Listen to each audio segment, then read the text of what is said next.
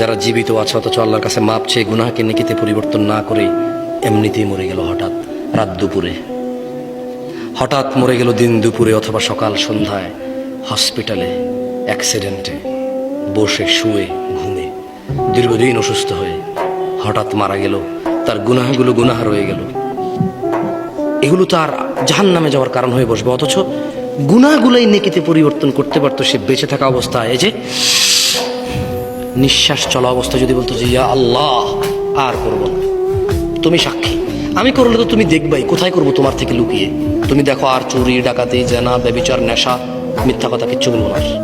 তবে তুমি আমার আগের গুনাহকে যেমনটা তুমি কোরআনে ওয়াদা করেছো যে নেকিতে পরিবর্তন করো, তুমি করো, আর তুমি দেখো আমি আর গুনাহ করবো না।